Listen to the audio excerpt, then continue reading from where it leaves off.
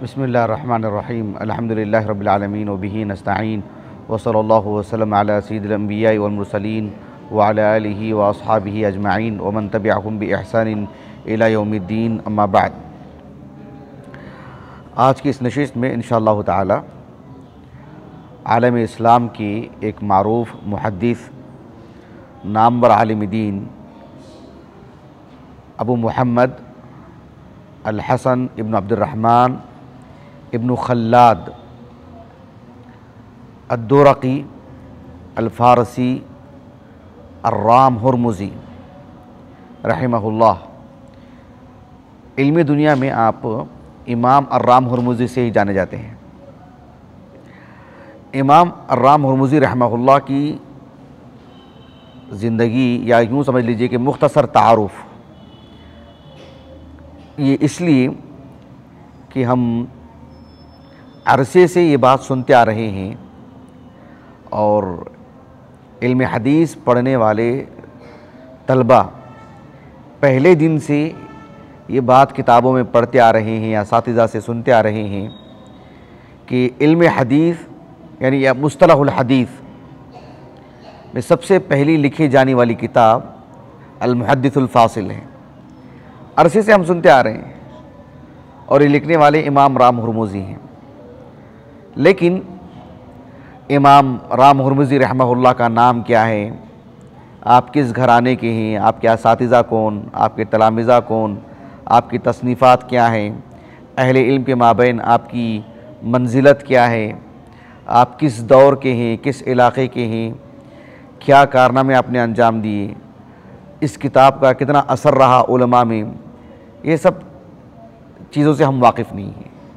صرف اتنی بات سے واقف ہیں کہ مصطلح الحدیث پر لکھی جانے والی پہلی کتاب المحدث الفاصل ہے اور اس کتاب کے مصنف امام رام ہرمزی ہیں۔ یہ آدھی سطر میں لکھی جانے والی بات ہے۔ اتنی عظیم المرتبہ شخصیت ہیں اور ہمیں معلومات کتنی ہیں، صرف آدھی سطر والی ہے۔ اس وجہ سے یہ شخصیت باذن اللہ تعالی منتخب ہوئی ہے کہ ان سے متعلق ہم معلومات حاصل کریں۔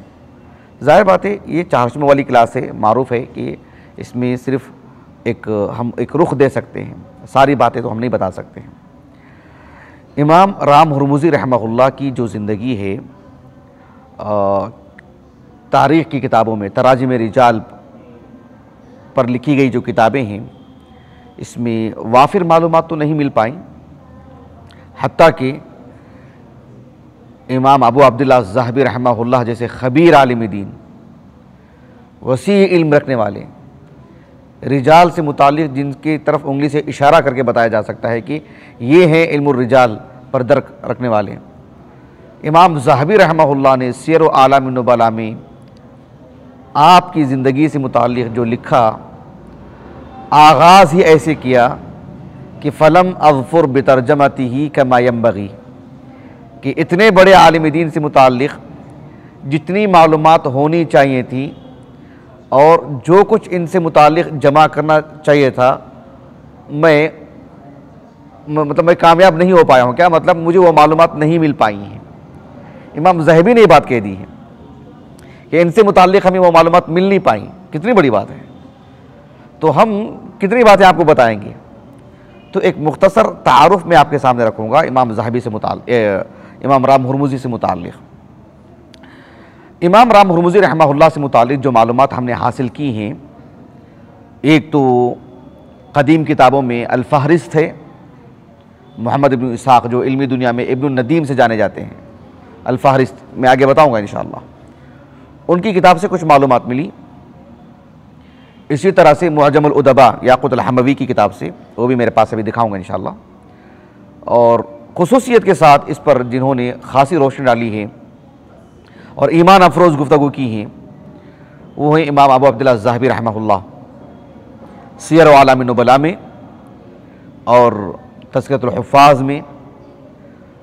آپ سے قبل ابو سعد عبد الکریم السمعانی رحمہ اللہ کی جو الانصاب ہے، اس میں بھی انہوں نے کچھ معلومات جمع کی ہیں اختصار کے ساتھ۔ شذرات الذہب اور طبقات الحفاظ جو ہے حافظ سیوطی کی اور ابن العماد الحنبلی کی شذرات الذہب، اس میں تو بس 2 سطروں میں باتیں لکھی گئی ہیں اور وہ بھی حافظ ذہبی سے منقول ہیں۔ تو یہی کتابیں ہیں جن کی روشنی میں کچھ باتیں آپ کے سامنے رکھوں گا انشاءاللہ تعالی۔ تو آج کے درس میں سب سے پہلی اور بنیادی بات یہ ہے کہ امام رام ہرمزی رحمہ اللہ کا نام نسب کیا ہے، آپ کس علاقے کے ہیں، اور آپ کا سن ولادت کیا ہے، اور آپ کا گھرانہ کس طرح کا تھا، اس پر میں گفتگو کروں گا۔ یہ سب سے پہلی بات ہوگی آج کے ہمارے درس میں۔ تو امام رام ہرمزی رحمہ اللہ کا جو نام ہے ابو محمد الحسن ابن عبد الرحمن ابن خلاد الدورقی الفارسی الرام ہرمزی۔ یہ جو الرام ہرمزی ہے، اس سلسلے میں ابھی جیسے کہ میں نے نام لیا تھا صاحب الانساب ابو سعد عبد الکریم السمعانی رحمہ اللہ، آپ 6ویں صدی ہجری کے ہیں، خود ایک عظیم المرتبت عالم دین ہیں امام ابو سعد السمعانی رحمہ اللہ، اور علمی خانوادے کی بھی ہیں، ان پر بھی کبھی گفتگو ہوگی انشاءاللہ تعالی۔ آپ نے الانساب میں ان کا نام لکھنے کے بعد آپ نے لکھا کہ قاضی ابو محمد الرام ہرمزی رحمہ اللہ یہ رام ہرمز کے ہیں۔ کہاں کے ہیں؟ رام ہرمز۔ یہ جو رام ہرمز جو علاقہ ہے، جغرافیہ اعتبار سے دیکھو ہمارے پاس خریدانی میپ نہیں ہے ہمارے پاس دکھانے کے لیے۔ ایران ہے نا، ایران کو جانتے ہیں آپ، جغرافیہ اعتبار سے ذہن میں ہے آپ کے پاس نقشہ ہو۔ ایران کا جو مشرقی حصہ ہے، ایران کا مشرقی نہیں عفواً مغربی حصہ، ایران کا ایک مشرقی حصہ ہے جو ادھر نیچے سے افغانستان اور ترکمانستان ادھر جا کے لگتا ہے۔ ایران کا جو مغربی حصہ ہے، جس کا شمالی حصہ مغربی شمالی حصہ عراق سے جا ملتا ہے، تو عراق کا جو جنوبی حصہ ہے نا، عراق کا جنوبی حصہ، اور آج کا جو مملکت عربیہ سعودیہ ہے، اس کا جو یعنی مشرقی شمال کا جو مشرقی حصہ ہے، کویت سے اوپر کا حصہ، جہاں عراق کا جو بارڈر ہے، عراق کی جو سرحد ہے، بصرہ کے دائیں جانب کا بڑا علاقہ، میں کتنا قریب کرنا چاہ رہا ہوں، ہو سک رہا ہے کہ دیکھیں آپ کہ ایران کا جو مغربی علاقہ ہے، مغربی شمال، یعنی یوں سمجھیں شمالی مغرب، اس کا جو اوپری حصہ جو عراق سے جا ملتا ہے، لیکن عراق کے جنوب کا حصہ بصرہ ہے نا، بالکل بصرہ کے قریب بہت بڑا علاقہ، اس کو بولتے ہیں خوزستان، اور اس علاقے کو الاہواز کہا جاتا ہے۔ کیا کہا جاتا ہے؟ الاہواز کہا جاتا ہے۔ تو اس کا ایک علاقہ ہے رام ہرمز، چونکہ خوزستان، الاہواز، رام ہرمز، اور اس کی کا پڑوس ہے اصبہان، شیراز اس کے جنوب میں، یہ سب قدیم جو ہے بہت معروف علاقے ہیں، آج بھی یہ علاقے ہیں، لیکن قدیم زمانے میں یہاں یہ سب علم کے مراکز تھے، بڑے بڑے علماء تھے یہاں پر۔ نہاوند وہ بھی قریبی علاقہ ہے، خوزستان میں آتا ہے، نہاوند ہے، اصبہان ہے اس کے جنوب میں نے ابھی کہا نا۔ تو یہ سب جو ہی یہ سب معروف علاقے ہیں، اصبہان وغیرہ، علمی طور پر اگر جو مطالعہ کرتے ہیں ان سب علاقوں سے واقف نہیں ہوں گے تو پھر بہت پریشانی ہوگی، بتا دو گے آپ کو۔ تو ابو سعد السمعانی رحمہ اللہ نے کہا کہ یہ علاقہ وہاں واقع ہے، لیکن دلچسپ بات انہوں نے ایک بات کہی ہے، صیغہ تمریز میں کہا کہ صیغہ تمریز میں کہا کہ سلمان فارسی رضی اللہ عنہ بھی رام ہرمز کے تھے، واللہ اعلم، یعنی یوں سمجھ لیجیے کہ اہواز کے علاقوں میں سے کسی علاقے کے تھے، رام ہرمز کے نہ صحیح، اہواز جو ہے اس علاقے کے تھے وہ، واللہ اعلم۔ اچھا، یہ تو اس قبیلے سے متعلق باتیں، علاقے سے متعلق باتیں اور آپ کے نام سے متعلق۔ آپ کا جو سن ولادت ہے، آپ کا ترجمہ حیات جنہوں نے بھی لکھا ہے، کسی نے بھی آپ کے سن ولادت سے متعلق گفتگو نہیں کی ہے، یہ اس وجہ سے کہ یہ بات معلوم نہیں ہو سکی کہ آپ کا سن ولادت کیا ہے۔ البتہ ایک بات ہے کہ یہ جو کتاب ہے نا، المحدث الفاصل بین الراوی والواعی، اس کتاب سے متعلق بھی کچھ باتیں میں آگے ذکر کروں گا انشاءاللہ تعالی۔ یہ جو المحدث الفاصل ہے، اس میں ایک جگہ پر آپ اپنے اساتذہ سے جو روایات لاتے ہیں نا، روایات، اقوال، اہل علم کے اقوال، یا خود اپنے اساتذہ کے جو اقوال ذکر کرتے ہیں، یا آپ کے سابقہ اہل علم کے اقوال سند سے ذکر کرتے ہیں، اس میں آپ کے جو اساتذہ ہیں، کس کے؟ امام رام ہرمزی کے جو اساتذہ ہیں، ان میں سے ایک نام آتا ہے سہل ابن موسیٰ النجیری، ایک اور نام آتا ہے الحسن ابن محمد ابن بندار۔ ان دونوں سے بھی آپ نے ایک مقام پر روایات لائے ہیں، کچھ اصحاب علم کے اقوال ذکر کیے ہیں، اور اس میں اس بات کی صراحت کی ہیں کہ 280 پر 9 ہجری 280 پر 9 ہجری کو انہوں نے ان سے سماع کیا ہے، ان سے پڑھا ہے۔ اس کا مطلب یہ ہوا کہ کم و بیش یہ اس وقت باشعور تھے، اور یہ دونوں بھی رام ہرمز کے ہیں۔ سہل ابن موسیٰ کی بات ہو النجیری کی، یا حسن بن محمد بن بندار کی بات ہو، یہ دونوں رام ہرمز کے ہیں، اور 280 پر 9 ہجری میں ان کا سماع ہوا ہے۔ اس کا مطلب یہ ہوا کہ ان کی ولادت اس سے پہلے ہی ہوئی ہے۔ البتہ ملک شام کے معروف محقق ادیب دکتور حجاج الخطیب، ابھی 1 سال پہلے انتقال ہوا غالباً 90 سال کی عمر میں، دکتور حجاج الخطیب معروف کئی کتابوں کے محقق، ملک شام میں رہتے تھے۔ تو ان کا جو دکتورا کا جو رسالہ ہے نا، تقریباً 50 سال پہلے انہوں نے دکتورا کیا تھا، ان کا دکتورا کا جو رسالہ ہے وہ اسی موضوع سے متعلق تھا کہ علم حدیث کی نشو و نما کیسے ہوئی، اس کا جو تطور رہا ہے، کیسے یہ ایک پھلتا پھولتا رہا، کیسے یہ ایک کتابی شکل میں آیا فن، پھر اس میں ترقی کیسی ہوئی، یہی آپ کا موضوع تھا۔ لیکن ساتھ میں المحدث الفاصل بھی ضم تھی ان کی دکتورا کے رسالے میں، کیونکہ اس موضوع پر سب سے پہلے لکھی گئی کتاب ہے، تو اس کو بھی انہوں نے اس کے سامنے رکھا۔ تو آپ نے ابو محمد الرام ہرمزی رحمہ اللہ کا ترجمہ حیات لکھا، تو آپ نے کہا کہ اس میں وہ مقدمہ تو میں نے نہیں پڑھا ہے ان کا، لیکن اس مقدمے کے حوالے اس میں ذکر کیے گئے ہیں اس کتاب کے محقق نے، دکتور محمد محب الدین ابو زید نے۔ انہوں نے لکھا ہے کہ 265 ہجری کے آس پاس آپ کا سن ولادت ہے، واللہ اعلم۔ بات واضح ہو گئی؟ اس اعتبار سے آپ کی عمر لگ بھگ 90 سال ہو جاتی، 90-95 سال ہو جاتی ہے۔ جب وفات ذکر کروں گا تب آپ اس کا حساب کتاب کر سکتے ہیں انشاءاللہ تعالی۔ بہرحال ابو محمد الرام ہرمزی رحمہ اللہ نہایت علمی گھرانے کے ہیں۔ آپ کے والد کا نام کیا ہے؟ آپ کے والد کا نام کیا ہے؟ عبد الرحمن، جی عبد الرحمن ابن خلاد۔ کیا نام ہے؟ عبد الرحمن ابن خلاد۔ وہ بھی قاضی تھے، وہ بھی عالم اور محدث، امام طبرانی رحمہ اللہ کے بھی استاذ ہیں۔ وہ امام ابو القاسم الطبرانی رحمہ اللہ وہ جو ہیں ان کے معاصر ہیں ابو محمد الرام ہرمزی کے، بلکہ ابو محمد الرام ہرمزی رحمہ اللہ سے انہوں نے پڑھا بھی ہے، اور ان کے والد سے خصوصی طور پر پڑھا ہے، ان کے والد کے شاگرد ہیں۔ جس طرح سے قاضی ابن عطیہ ہے نا، مفسر المحرر الوجیز فی تفسیر کتاب العزیز، وہ اور قاضی عیاض دونوں قاضی ابن عطیہ رحمہ اللہ کے والد کے تلامذہ ہیں دونوں بھی۔ بہرحال اسی طرح سے امام رام ہرمزی رحمہ اللہ اپنے والد کے خصوصی تلامذہ، خاص تلامذہ میں سے ہیں۔ اب دیکھو میں یہ کتاب لے کر آیا ہوں، المعجم الصغیر، دیکھ رہے ہیں آپ؟ کس کی ہے؟ امام طبرانی کی رحمہ اللہ۔ المعجم الاوسط یہ کس کی؟ امام طبرانی کی رحمہ اللہ۔ آپ کی کتاب ہے المعجم الکبیر، وہ میں لے کر نہیں آیا ہوں میں۔ المعجم الکبیر میں آپ نے جو احادیث اکٹھا کی ہیں صحابہ کے نام پر، جیسے انس بن مالک رضی اللہ عنہ کی مرویات اکٹھا کی، عبداللہ بن عباس کی روایات اکٹھا کی، جس طرح سے ابو امامہ الباہلی رضی اللہ عنہ کی احادیث اکٹھا کی، ام المؤمنین عائشہ کی احادیث اکٹھا کی، حروف الہجا کی ترتیب سے۔ المعجم الکبیر وہ ہے ہمارے پاس الحمدللہ۔ لیکن المعجم الاوسط ہے نا، اس کتاب میں آپ نے اپنے اساتذہ کو یاد کیا۔ کس کو؟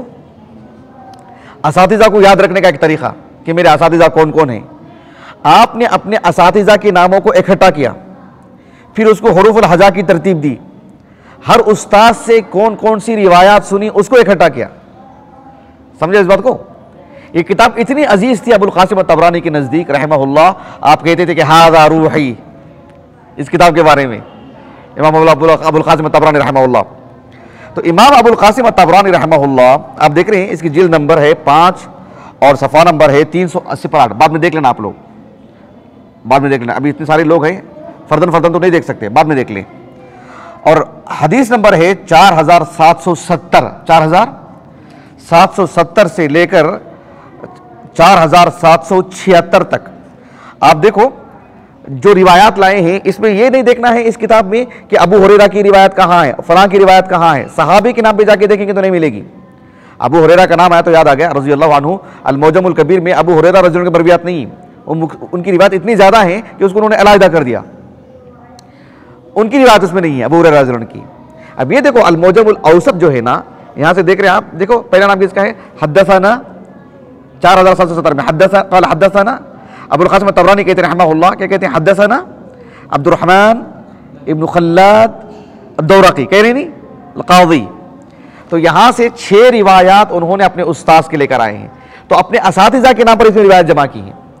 المعجم الاوسط میں حدیث دیکھنا ہو تو کیا کرنا پڑے گا، امام طبرانی رحمہ اللہ شاملہ میں ڈالیں گے تو کوئی بھی لفظ ڈالو آپ کو نتیجہ لا کے دکھا دے گا، کتابی شکل میں دیکھنا ہو آپ کو تو پھر یہ طریقہ معلوم ہونا ضروری ہے آپ کو کہ اس میں امام طبرانی رحمہ اللہ کے اساتذہ کے نام پر مرویات جمع کی گئی ہیں۔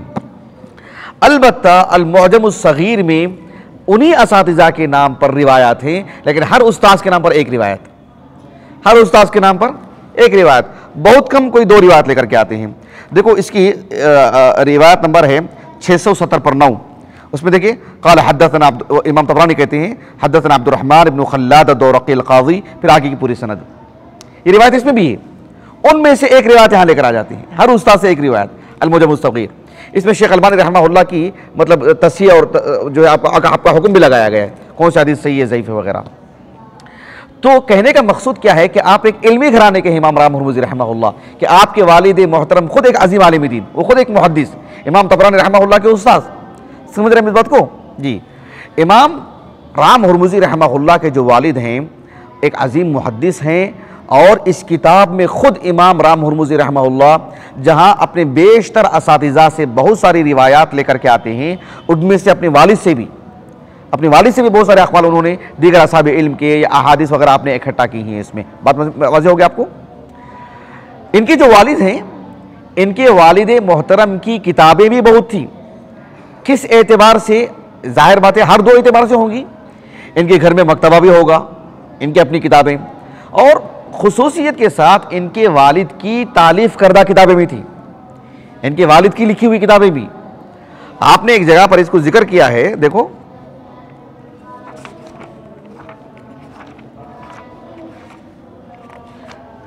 اس کتاب کا صفحہ نمبر ہے 350 پر 9، کیا نمبر ہے 350 پر 9، لکھ لیجئے بعد میں دیکھ لیجئے آپ لوگ۔ اس میں آپ نے ایک قول ذکر کیا سفیان ابن عیینہ سے متعلق، سفیان ابن عیینہ رحمہ اللہ کا قول نہیں، ان سے متعلق آپ نے ایک بات نقل کی، آگے لکھا وَقَرَأْتُ فِي بَعْضِ كُتُبِ وَالِدِي، وَقَرَأْتُ فِي بَعْضِ كُتُبِ وَالِدِي، آگے جو لکھا ہے وہ ہمارے موضوع سے متعلق نہیں، لیکن آپ نے اس بات کو ذکر کیا کہ میرے والد کی کتابیں۔ اب کتابوں سے مراد یہ نہیں کہ ان کے گھر کے مکتبے کی جو کتابیں، وہ مقصود نہیں ہے، مقصود یہ کہ ان کے والد کی تصنیف کردہ کتابیں۔ تو یہ سب باتیں میں نے کیوں ذکر کی ہیں، یہ بتانے کے لیے کہ امام رام ہرمزی رحمہ اللہ ایک علمی خانوادے کے عالم دین ہیں، ایک علمی خانوادے کے پروردہ ہیں۔ یہاں تک میری بات اچھی طرح واضح ہو گئی۔ چلیے، امام رام ہرمزی رحمہ اللہ تقریباً 290 ہجری کے آس پاس اپنے علاقے سے باہر نکلے۔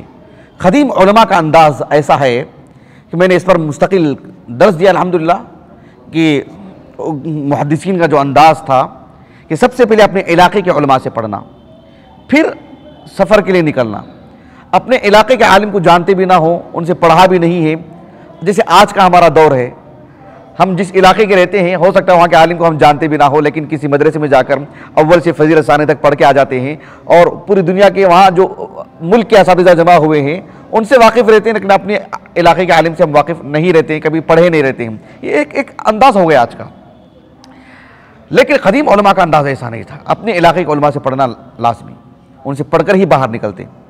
تو تقریباً 290 ہجری کے بعد انہوں نے اپنے علاقے سے باہر نکلے، کافی علماء کے پاس آپ ملاقات کی، عراق گئے اور جو ہے ملک شام گئے، حجاز گئے۔ صراحت سے آپ نے حج کیا ہو اس کا ذکر تو مجھے نہیں ملا ہے، لیکن حجاز کا سفر بتاتا ہے کہ یقیناً آپ نے حج کیا ہوگا۔ آپ عراق گئے، لیکن بغداد گئے کیا اس کی صراحت نہیں ملتی ہے مجھے کہیں، مطلب قول کسی کا نہیں ملا کہ آپ بغداد بھی گئے ہوں، حالانکہ آپ نے بغدادیین سے پڑھا ہے، بغدادیین آپ سے پڑھے ہیں، لیکن بغداد میں آپ داخل ہوئے اس کا مجھے علم نہیں ہے، اس لیے بھی نہیں ہے، اور بہت ممکن ہے کہ نہ گئے ہوں، بہت ممکن ہے، اس لیے کہ خطیب بغدادی رحمہ اللہ آپ سے بہت استفادہ کیا، یعنی آپ سے مطلب آپ کی کتابوں سے بہت پڑھا. خطیب بغدادی رحمہ اللہ تو ان کی وفات کے کافی عرصے بعد پیدا ہوئے، لیکن آپ کی کتابوں سے بہت مستفید ہوئے، آپ کی اس کتاب سے المحدث الفاصل سے، لیکن تاریخ بغداد میں ذکر نہیں کیا ہے ان کا ترجمہ حیات. یہ اس بات کی دلیل ہے کہ یہ بغداد نہیں گئے ہیں، حالانکہ ایک آدھ علماء ہیں جیسے ابو یعلا الموصلی رحمہ اللہ ہیں، معروف محدث ہیں، مسند ابی یعلا ہمارے پاس موجود ہے، وہ بغداد گئے ہیں لیکن تاریخ بغداد میں ان کا ذکر نہیں ہے. ایک آدھ اسما جو چھوٹ گئے ہیں، امام ترمذی رحمہ اللہ بھی بغداد گئے ہیں پڑھنے کے لیے، لیکن ان کا بھی ترجمہ حیات نہیں ہے تاریخ بغداد میں. بہرحال کہنے کا مقصود یہ ہے کہ تقریباً 290 ہجری کے آس پاس یہ رحلات کا جو معاملہ تھا اس دور کا ایک بڑا معاملہ، ورنہ ایک عیب مانا جاتا تھا کہ انہوں نے رحلہ نہیں کیا ہے، علمی رحلہ ان سے نہیں ہوا. آج کا علمی رحلہ نہیں جو 2 دن کے لیے کہیں گھومنے جاتے ہیں، کسی سے ملاقات کر کے آ گئے، یہ نہیں. تعلیم کے لیے جیسے آپ نکل رہے ہیں، جیسے ہم نکلتے ہیں تعلیم کے لیے، اس طرح سے پڑھنے کے لیے جانا، دیگر علاقوں میں جانا، علماء کی صحبت میں رہنا بڑی مشقت والا کام تھا. میں نے علمی رحلات پر مکمل محاضرہ دیا ہے میں نے الحمدللہ جامعہ میں، بہت پہلے، تقریباً 5 سال ہو گئے میں سمجھتا ہوں، یوٹیوب پر ہے وہ الحمدللہ. تو یہ رحلات کا معاملہ رہا. تو آپ کے اساتذہ کون کون ہیں؟ ظاہر بات ہے کچھ رام ہرمز کے ہیں، کچھ قرب و جوار کے ہیں، اہواز کے ہیں، اور کچھ دیگر علاقوں کے بھی ہیں. آپ کے اساتذہ کی لمبی فہرست ہے، میں کچھ نام ذکر کروں گا وقت کی قلت کی وجہ سے. ایک نام ہے خود آپ کے والد محترم عبد الرحمن ابن خلاد الدورقی القاضی. اسی طرح سے آپ کے اساتذہ میں احمد ابن ہارون البردیجی، ان کی کتاب ہے ہمارے پاس الاسماء المفردہ، چھوٹا سا رسالہ ہے ان کا. اور معروف علماء میں سے جعفر ابن محمد الفریابی ہیں، زکریا الساجی ہیں، بہت عظیم ہستی ہیں، جرح و تعدیل میں آپ کے اقوال ملتے ہیں، زکریا الساجی. تو یہ سب جو علماء ہیں، عبداللہ ابن محمد متین الحضرمی. کتنے نام ذکر کیے میں نے؟ ہاں کتنے نام ذکر کیے؟ 5-6. کتنے نام ذکر کیے میں نے؟ ہاں 6 نام ذکر کیے. تو تقریباً یہ سب جو ہے آپ کے علماء میں سے ہیں. آپ کے جو علماء ہیں، علماء کہہ رہا ہوں، آپ کے جو مشائخ ہیں، آپ کے جو اساتذہ ہیں، ان سے سما کیسے کیا آپ نے، پڑھا کیسے، ان کی مجلسیں کیسی ہوتی تھیں، علماء کی صحبت میں کیسی، اتنے نادر باتیں، اتنے عجیب و غریب اقوال ہیں اس کتاب میں. ماشاءاللہ ایمان بڑھ جاتا ہے، طبیعت خوش ہو جاتی ہے، طالب علم کا مزہ آ جاتا ہے. اتنی انوکھی باتیں لکھی ہیں. علم الرجال کے باب میں ایک مثال میں آپ کو بتا دیتا ہوں. میں نے چند دن پہلے اپنے اسٹیٹس پر لکھ کے رکھا تھا میں نے، وہی سوال ہو بہو. یہ اپنے ایک استاذ کا نام لیتے ہیں جن کا نام ہے ابو عبداللہ بن برری رحمہ اللہ. ان کے حوالے سے کہتے ہیں کہ انہوں نے ایک مرتبہ مجھ سے پوچھا، وہ اپنے بارے میں کہتے ہیں، مجھ سے پوچھا کہ ایک سند بتاتا ہوں، نام بتاؤ کہ وہ کون ہے. اس سند میں جتنے بھی نام تھے سب کو انہوں نے کنیت سے پیش کی. کہا کہ ابو عبداللہ عن ابی عروہ عن ابی الخطاب عن ابی حمزہ. کہا کہ من ہم، یہ سب کون ہیں؟ کہا کہ لا ادری، مجھے نہیں معلوم ہے. آپ نے کہا کہ ابو عبداللہ سے مراد سفیان ابن سعید الثوری ہیں، ان کی کنیت ابو عبداللہ. ان کے استاذ ہیں ابو عروہ، کون ہیں؟ معمر بن راشد الازدی. ان کے استاذ ہیں ابو الخطاب، کہا کہ کون ہے؟ قتادہ بن دعامہ السدوسی البصری. ان کے استاذ ہیں کون ہیں؟ صحابی رسول ابو حمزہ، کون؟ انس بن مالک رضی اللہ عنہ. تو یہ کہتے ہیں کہ ہمارے جو استاذ ہیں، کہا کہ فہذا سألنی مفیدا علی وجہ الاختبار، کہ ہمارے استاذ نے ہم کو یہ جو سوال کیا نا، ہم کو فائدہ پہنچانے کے لیے کیا، لیکن ایسی فائدہ نہیں پہنچایا. پہلے ہم کو پرکھا، امتحان لیا، جانچا کہ میں سمجھتا ہوں کہ نہیں سمجھتا ہوں، پھر آپ نے سب کے نام بتایا کہ یہ سب کون مراد ہیں. تو بہرحال ایک فنی چیز ہے. ان کے تلامذہ کی فہرست بھی کافی طویل ہے. ان کے کچھ تلامذہ ہیں، مثال کے طور پر ابو الحسین محمد ابن احمد الصیداوی ہیں، ان کی معجم میں اس میں انہوں نے اس کا نام ذکر کیا ہے. اور الحسن ابن لیث الشیرازی ہیں، اور معروف نام ہے ابو بکر ابن مردوی رحمہ اللہ، معروف شخصیت ہیں آپ تو. اور اسی طرح سے احمد ابن اسحاق النہاوندی رحمہم اللہ اجمعین، یہ سب آپ کے تلامذہ میں سے ہیں۔ یہ جو میں نے نام آپ کے سامنے لیا ہے، ان کے اساتذہ میں ایک نام ابو القاسم البغاوی بھی ہے آپ کے اساتذہ میں، لیکن ان کے تلامذہ میں جو میں نے ابھی نام لیا نا، کون سا نام؟ احمد بن اسحاق النہاوندی۔ امام ذہبی رحمہ اللہ نے سیر اعلام النبلاء میں لکھا ہے کہ اس کتاب کو ہم نے اپنے اساتذہ سے جو اپنے سند بیان کی، انہوں نے، یعنی اس دور میں تو ایسا ہی تھا کہ آپ نے المحدث الفاصل کو اپنے استاد سے سنا، اور یہ کہ انہوں نے کن سے پڑھا، انہوں نے کن سے پڑھا، پوری کتاب۔ تو کہا کہ یہ جو نام ابھی میں نے ذکر کیا ہے نا، کون سا نام؟ احمد بن اسحاق النہاوندی، کہا کہ انہوں نے یعنی ان سے سنا ہے، اس طریق سے یہ کتاب جو ہے ملتی ہے۔ یہ بات ابو عبداللہ الذہبی نے کہا رحمہ اللہ۔ میں فی الحال کچھ اقوال سناتا ہوں آپ لوگوں کو کہ اصحاب علم نے آپ کی تعریف میں کیا کچھ لکھا ہے، کیا کچھ کہا ہے۔ امام رام ہرمزی رحمہ اللہ معروف عالم دین ہیں، معروف محدث ہیں، اور رام ہرمز کے یہ قاضی بھی تھے۔ ان کے والد قاضی تھے، الحسن المحسن بن محمد التنوخی، ان کے معاصر ہیں آپ کے۔ وہ کہتے ہیں کہ آپ کے والد قاضی تھے، آپ کے والد کے وفات کے بعد پھر یہ قاضی بنائے گئے۔ تو جو مملکت کے جو وزراء ہوتے تھے نا، جو خلفاء ہوتے تھے نا، ان سے اچھا خاصا ربط تھا، آپ کا تعلقات تھے، ان کے خطوط ہیں، اور ایک شاعر بھی تھی، اور اچھے خاصے مورخ بھی، معروف ادیب۔ تو آپ کے یہ جو رسائل ہیں، جو وزراء سے آپ نے آپس میں جو تبادلہ ہوتا تھا رسائل کا، تو ان سب کو جمع کیا ہے۔ یہ جو کتاب آپ دیکھ رہے ہیں معجم الادباء دیکھ رہے ہیں، اس میں تقریباً وہ رسالے جمع کر دیے گئے ہیں، مراسلہ جو ان کے درمیان ہوا ہے۔ بہرحال میں کیا بتا رہا تھا کہ اہل علم نے آپ کے بارے میں جو باتیں کہی ہیں بہت دلچسپ باتیں ہیں۔ خاص طور پر امام ابو عبداللہ ذہبی رحمہ اللہ امام رام ہرمزی رحمہ اللہ سے بہت متاثر نظر آتے ہیں، بہت متاثر نظر آتے ہیں، اور خصوصیت کے ساتھ اس کتاب کا کافی اثر ہوا ہے امام ذہبی رحمہ اللہ کو، بہت متاثر ہوئے امام ذہبی رحمہ اللہ اس کتاب سے۔ میں یہ بات اتنی تاکیدی طور پر اس لیے بتا رہا ہوں کہ آپ کو یہ کتاب پڑھنے میں جو ایک ترغیب دلانے والی بات ہو جائے گی، اس سے ایک رغبت ملے گی کہ امام ذہبی رحمہ اللہ جیسے عالم دین اس کتاب سے اتنے متاثر ہوئے ہیں، کیا کچھ ہے اس میں، ایک رغبت ملے گی۔ امام ذہبی رحمہ اللہ نے جب ان کا ترجمہ حیات لکھا تو کیسے کیسے القاب سے کہا کہ الامام، الحافظ، البارع، محدث العجم، القاضی، ان الفاظ سے آپ کو یاد کیا ہے، معمولی بات نہیں۔ امام ذہبی جیسے عالم دین رحمہ اللہ، آپ نے کہا کہ کان احد الاثبات، مطلب یہ کہ یعنی آپ کی ثقافت سے متعلق یہ جملے ہیں۔ کہا کہ اخباریا شاعرا، آپ معروف ادیب ہیں، شاعر ہیں، مؤرخ ہیں آپ۔ امام ذہبی رحمہ اللہ نے آپ کے بارے میں لکھا کہ آپ نے سب سے پہلے 290 ہجری میں پڑھنے کے لیے نکلے، اس سے پہلے اپنے حلقے میں تھے، آگے جو پڑھنے کے لیے آپ نکلے، آگے جو ترقی کیا آپ نے 290 ہجری میں۔ کم و بیش آپ کی عمر کیا رہی ہوگی اس وقت؟ لگ بھگ 25 سال کی عمر تھی آپ کی، اور اسی وقت عام طور پر نکلا کرتے تھے محدثین باہر کے علاقوں کو۔ تو آپ نے کہا کہ آپ جب نکلے پڑھنے کے لیے، کہا کہ وہ حدث، بالکل ابتدائی ایام تھے آپ کی، بھری جوانی تھی آپ کی، تب آپ پڑھنے کے لیے نکلے۔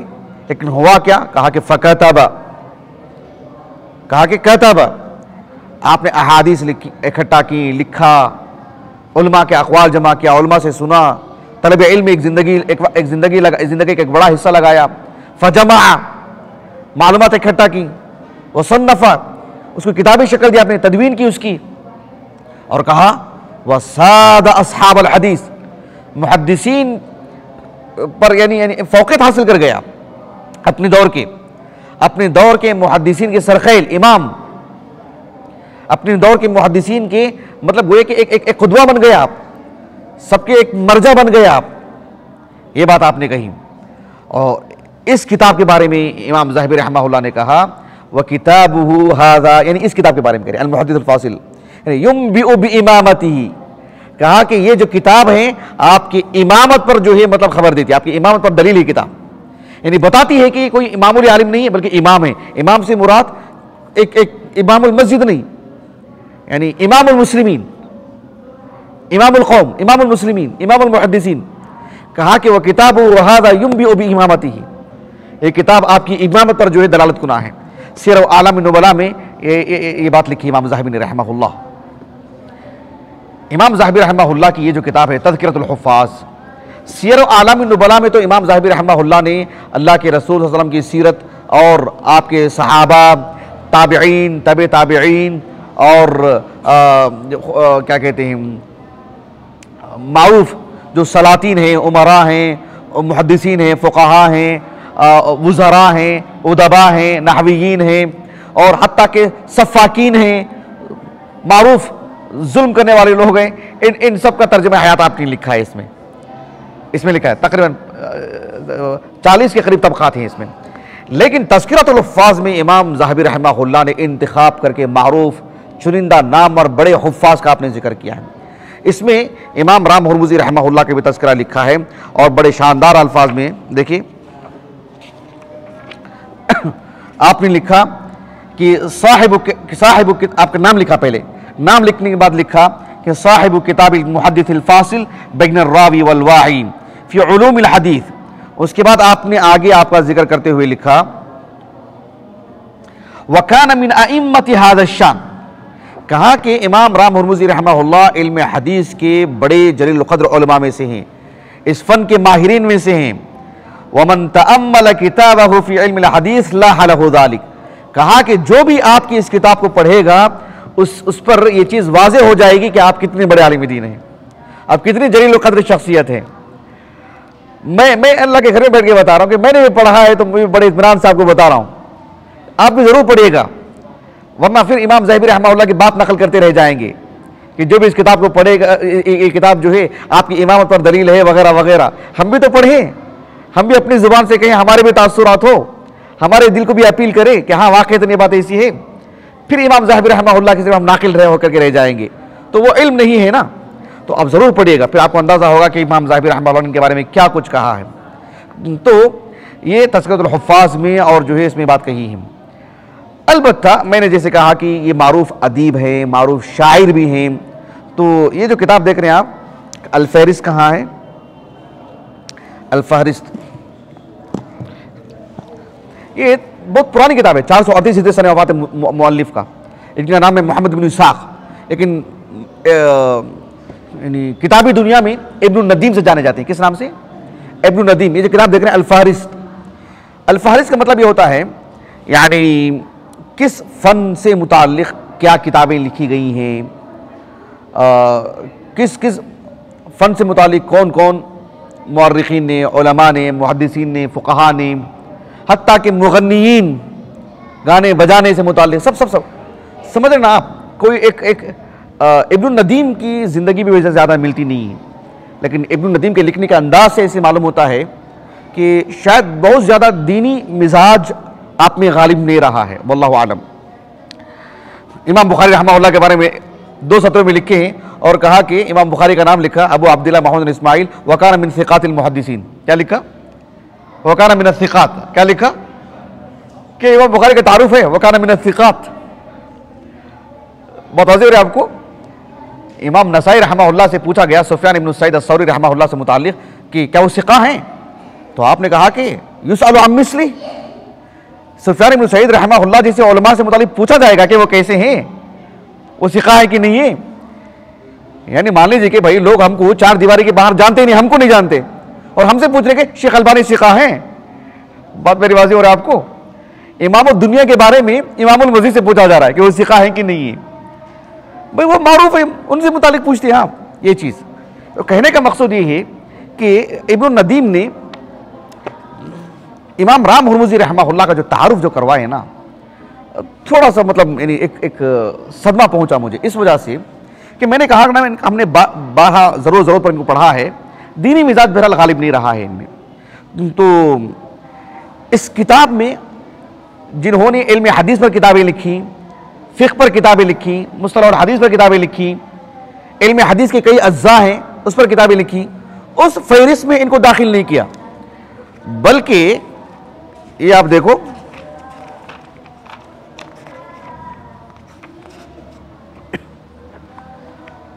دیکھو یہ صفحہ نمبر ہے 173, یہ دیکھ رہے ہیں آپ, 173 ہے, بعد میں دیکھ لیجئے. اس میں کیا لکھا ہے؟ الفن الثالث من المقالہ الثالثہ فی اخبار العلماء واسماء ما صنفوه من الكتب ويحتوي على اخبار الندماء والجلساء والادباء والمغنيين والصفادمہ والصفاحنہ والمضحکین واسماء کتبہم. یعنی حتیٰ کہ جو جھوٹے لطیفے ہوتے ہیں نا, اس پر مغنیین پر کیا بولتے ہیں, مغنیین جو ہوتے ہیں, یعنی آلات موسیقی وغیرہ پر جو کتابیں لکھی ہیں, ان سب کو اکٹھا کیا ہے, اور اسی فہرست میں آپ نے ابن خلاد الرام ہرمزی کا بھی نام ذکر کیا ہے اسی فہرست میں, اس لیے کہ آپ کی کچھ کتابیں اس قبیل سے بھی ہیں. کس قبیل سے؟ گانا بجانے سے متعلق نہیں, عام جو عربی ادب جو ہے نا اس سے متعلق بھی آپ کی کتابیں ہیں.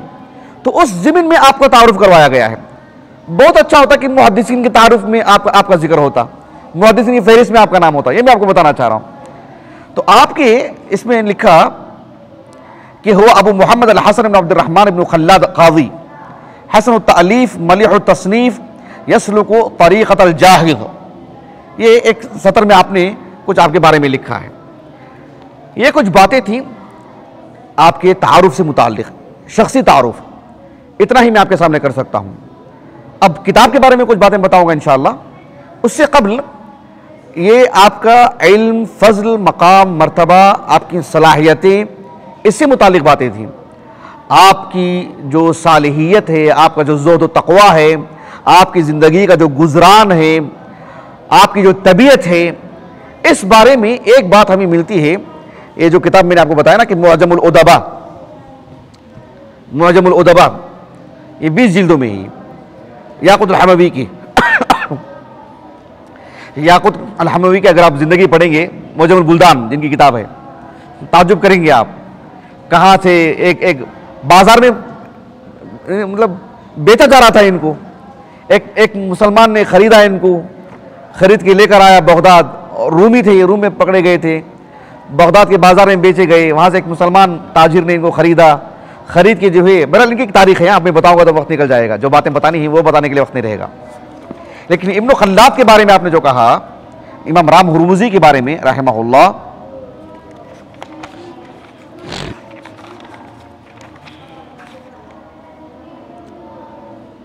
دیکھو کیا لکھا ہے. وَكَانَ أَبُو مُحَمَّدٍ الْخَلَّادِيُّ مُلَازِمًا لِمَنْزِلِهِ, کہ آپ ہمیشہ ہم اپنے گھر میں رہتے تھے. کہاں رہتے تھے؟ ہمیشہ اپنے گھر میں رہتے تھے. قلیل البروز لحاجتہ, ضرورت کے بقدر اپنے گھر سے نکلتے, نماز کے لیے یا کسی سے ملاقات کے لیے یا کوئی خاص کام ہو اس کے لیے, ورنہ اپنے گھر میں ہی رہتے. وقیل له فی ذلک, آپ سے پوچھا کہ ایسا کیوں؟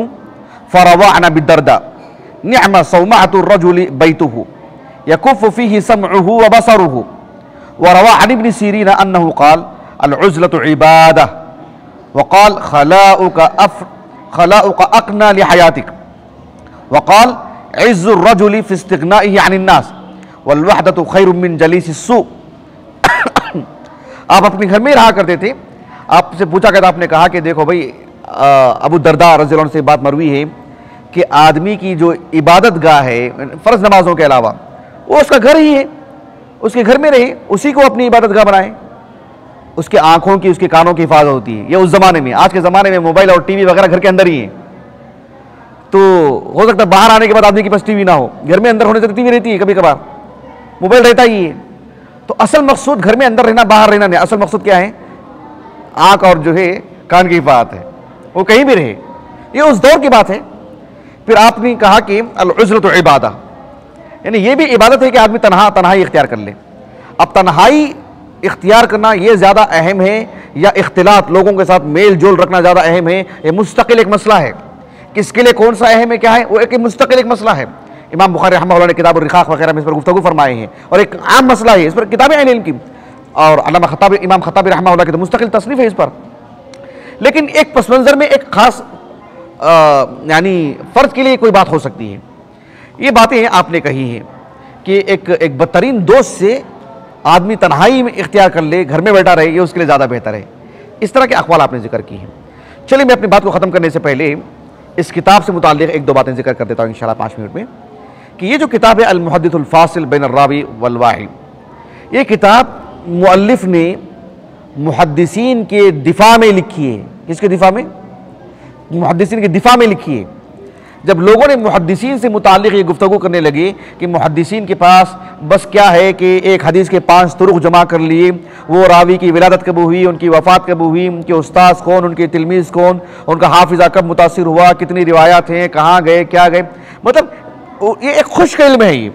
بس اس حدیث کے 5 طرق ہیں، 6 طرق ہیں، 2 حدیثیں، 200 حدیثیں یاد ہیں، 2 لاکھ حدیثیں یاد ہیں، فقہ کہاں ہے ان میں؟ تو کہا کہ المحدث الفاصل، المحدث الفاصل بین الراوی والواعی، الراوی جو صرف روایات بیان کرتے ہیں، الواعی جو روایات بیان کرنے کے ساتھ ساتھ اس کا معنی مفہوم بھی معلوم کرتے ہیں، یعنی محدث بھی ہیں، فقیہ بھی ہیں، جیسے امام بخاری ہیں، جیسے امام مسلم ہیں، جیسے امام ابو داؤد ہیں، جیسے امام ترمذی ہیں، جیسے امام نسائی ہیں، جیسے امام ابن ماجہ ہیں، جیسے امام مالک ہیں، جیسے امام احمد بن حنبل ہیں، اسحاق بن راہویہ ہیں رحمہم اللہ اجمعین، جیسے شیخ البانی ہیں آج کے دور میں۔ آپ محدث بھی ہیں، آپ فقیہ بھی ہیں، آپ میری بات واضح ہے آپ کو؟ تو آپ نے محدثین کے دفاع میں اس بات کو لکھا۔ آپ نے جو آغاز کیا ہے، میں آپ کو ان کی عبارت پڑھ کے سناتا ہوں۔ دیکھیں کتاب کا آغاز یہاں سے ہو رہا ہے، صفحہ نمبر 131 سے، بعد میں آپ لوگ یہ سب نوٹ کر کے لکھ لینا، آپ کتاب لے کر کے۔ آپ کہتے ہیں، دیکھیں بسم اللہ الرحمن الرحیم، الحمدللہ ولا الہ الا اللہ وعلی محمد النبی اللہ وآلہ صلوات اللہ۔ کہتے ہیں اعتراضت طائفۃ ممن یشنع الحدیث ویبغض اہلہ فقالوا بتنقص اصحاب الحدیث والازراء بهم واسرفوا في ذمهم وتقول عليهم وقد شرف الله الحديث وفضل اهلهم واعلى منزلتهم وحكمه على كل نحلة وقدمه على كل علم ورفع من ذكر من حمله وعني به فهم بيضة الدين ومنار الحجة۔ آگے بہت کچھ لکھا ہے، سطر پڑھنے کے قابل ہے۔ آپ نے لکھا کہ ایک جماعت نے جو حدیث اور حدیث پڑھنے والوں سے بغض رکھتی ہے، دل میں حقد ہے، دل میں گھٹن ہے ان کی، اور وہ لوگ اصحاب الحدیث کی شان میں گستاخی کرتے ہیں اور ان کے حق میں نازیبہ الفاظ کہتے ہیں کہ ان کو صرف حدثنا اور اخبرنا ہی معلوم ہے، لیکن متن کا معنی مفہوم نہیں معلوم، ان کو الفاظ کے معانی نہیں معلوم ہے، اس میں مقصود کیا ہے نہیں معلوم، تعلیل الاحکام کیا ہے نہیں معلوم، ان سب چیزوں سے وہ واقف رہتے ہیں وغیرہ وغیرہ۔ اور محدثین کی مذمت میں انہوں نے مبالغہ بھی کر دیا انہوں نے، جبکہ وقد شرف اللہ الحدیث وفضل اہلہم، اللہ نے حدیث کا جو مقام دی ہے وہ وحیین میں سے ایک نصف حصہ ہے، اور اس کے پڑھنے والوں کی جو فضیلت ہے، ان کا جو مقام ہے، اور ان کے اپنے دعووں میں اللہ نے ان کو جو یعنی قوت عطا فرمائے، تقویت جو اللہ نے ان کو عطا کی ہے، اور ہر باب میں علم کے ہر شق میں اللہ رب العالمین نے جو بڑا مقام، ان کو جو تقدم اللہ نے ان کو جو عطا فرمائے ہیں، سب سے آگے اللہ نے ان کو جو رکھے ہیں، ان سب کا جو ہے ذکر انہوں نے اس میں کیا ہے۔ بات واضح ہو رہی ہے؟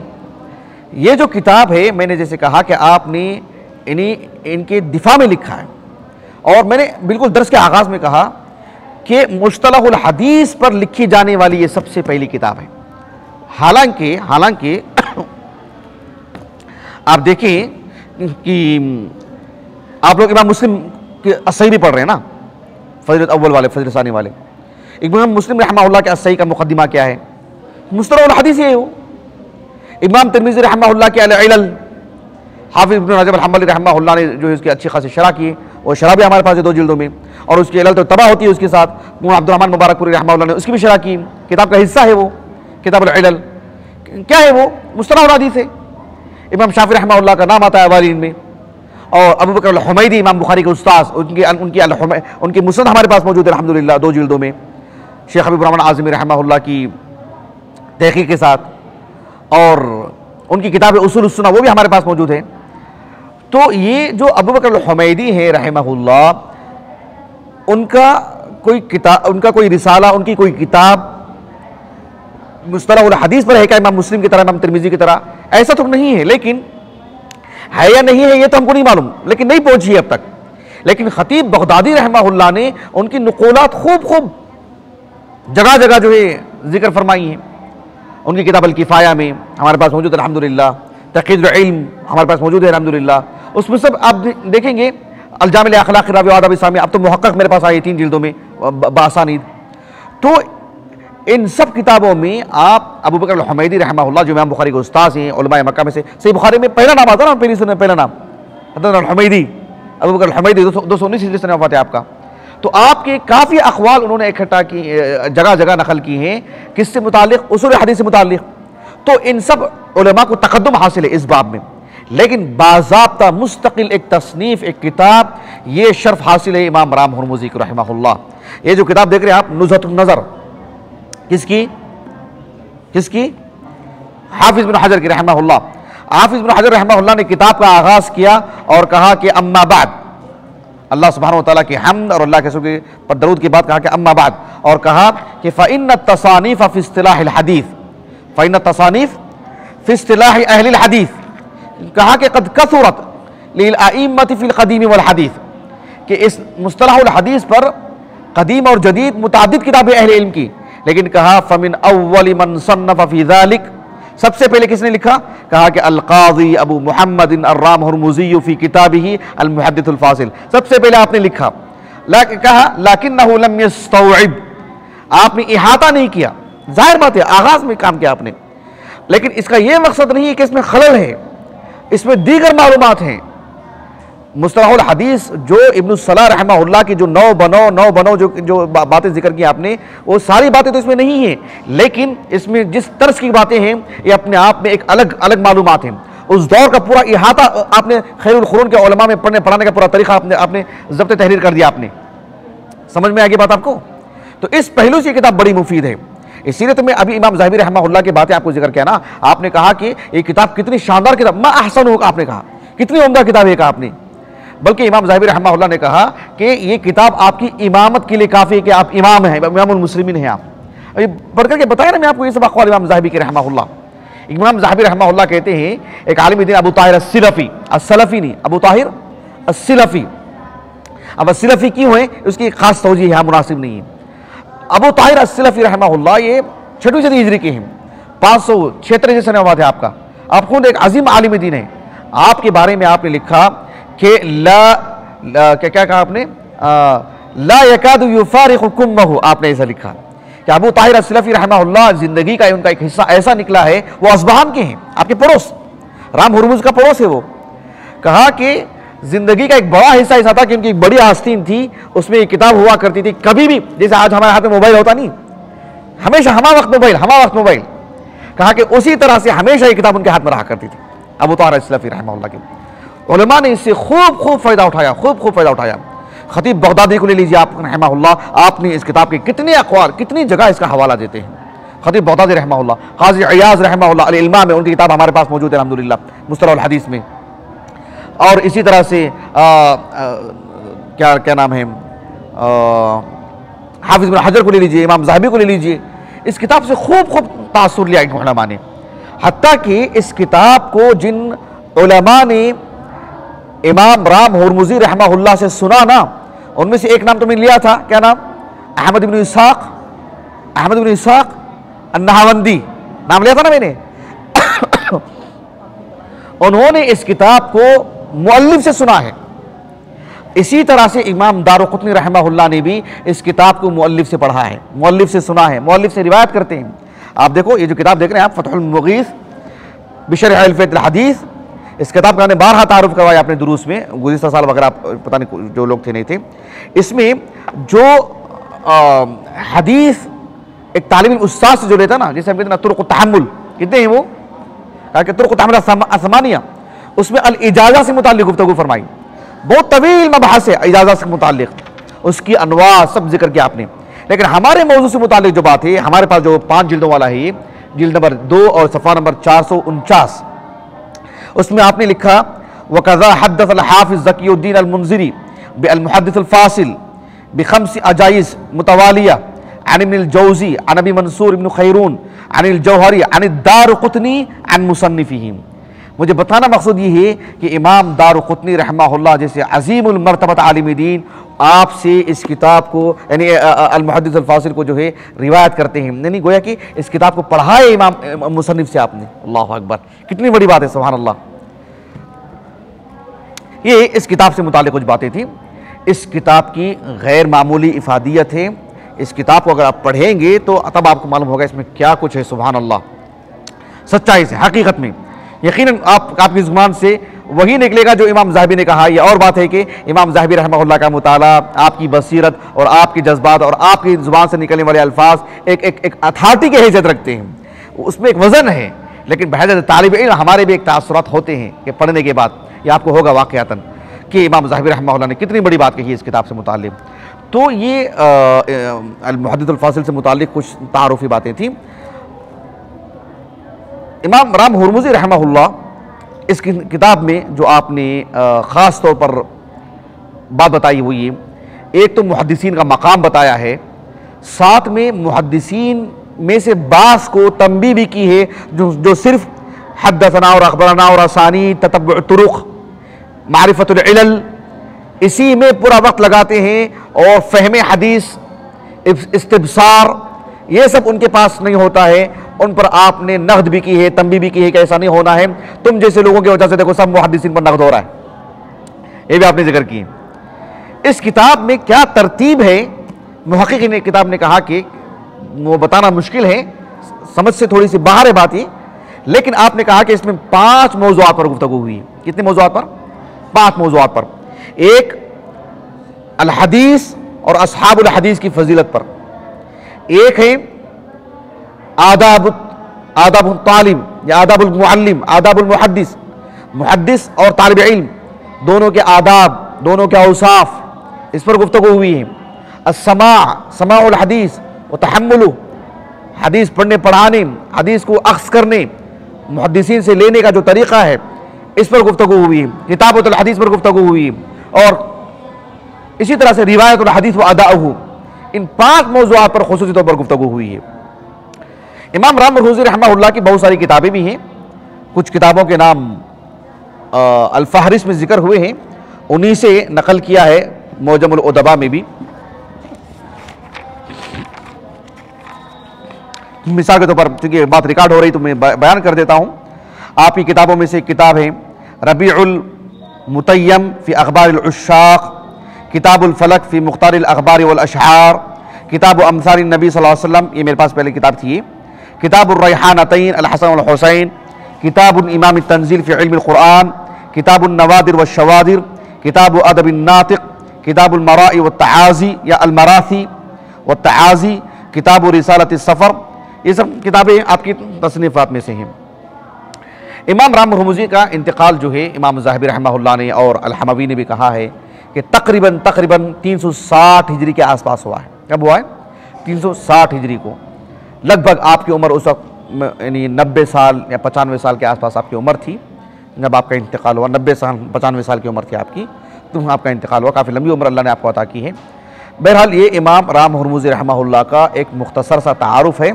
بقیہ باتیں آپ جو ہے پھر پھیلا کے پڑھیں گے تو آپ کو ایک انشاءاللہ معلومات ملیں گے. اللہ تعالیٰ سے دعا ہے کہ اللہ رب العالمین ہماری اس مجلس کو بابرکت بنائے, میمون بنائے, سعادت مند بنائے, ذخیرہ آخرت کرے. سبحانک اللہم و بحمدک, اشہدو ان لا الہ الا انت, استغفرک و اتوب الیک.